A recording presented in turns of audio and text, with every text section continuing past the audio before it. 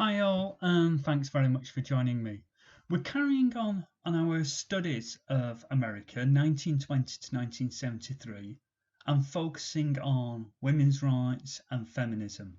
And we're looking at the Equal Rights Amendment today.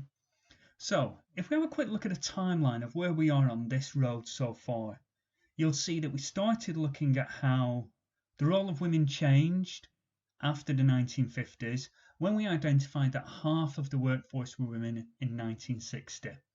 And then you can see all the different things we've been looking at as we've progressed to the Equal Rights Amendment. So one thing I want you to do, when you look at this timeline, double check you've got notes on all this information all the way up to 1972. Because if you haven't, that's a really good clue that you need to do a little bit of revision and just brush up on your notes. But what we're going to do now is look at the Equal Rights Amendment, and then later on we're going to look at a piece of legislation known as Roe versus Wade. But today it's the Equal Rights Amendment, so make sure you've got that in your notes as your title.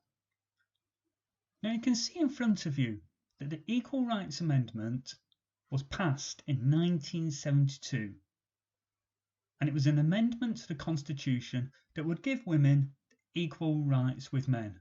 However, there's a campaign against this piece, against the ERA, and it's led by a woman called Phyllis Schlafly. She argues that there will be undesirable consequences as a result of the ERA. She talks about women being involved in combat, joining the army, gay marriage, unisex toilets, all things that have happened since then. But these were arguments which were used to stop the ERA becoming law.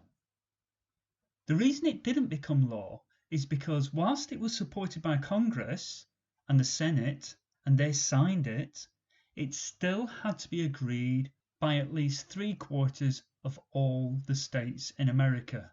So that meant 38 out of the 50 states had to sign up to it. And that didn't happen, only 30 did, and as a result, the ERA does not become law. So when you talk about this in your exam, this is an example of showing how women's rights and the feminist movement fails to progress during the 1970s. You've got an example of how it does progress, we've got the NOW organisation, but we've got an example of how it's not progressing here. The Equal Rights Amendment is not adopted as part of an amendment to the Constitution. So it's worth understanding a little bit more about Phyllis Schlafly. Now she's a conservative. I don't mean that she's a member of the Conservative Party. We're talking small c conservative. This means somebody who's got very traditional values. So she's not going to support dramatic changes in American society. She's against equal pay for women. Phyllis Schlafly feels that women should be staying at home, looking after the house, looking after the family, whilst men are at work. Now it's important you recognise that she is talking about the 1960s and the 1970s. You cannot use her as evidence for women in the 1920s all the way through to the 1950s. You can only use this person when we're talking about 1960s and 1970s. So your task, what I want you to do, I want you to write notes giving a summary of the Equal Rights Amendment. In your notes, you need to explain what it is and what it was trying to achieve. And then I want you to write another paragraph. I want you to write a summary explaining why Phyllis Schlafly opposed the ERA. Now to help you, I've put some keywords underneath in a table.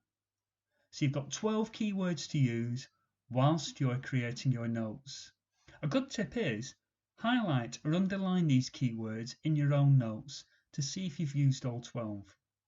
As always, if you've got any questions, drop me a line or get in touch. Thanks very much.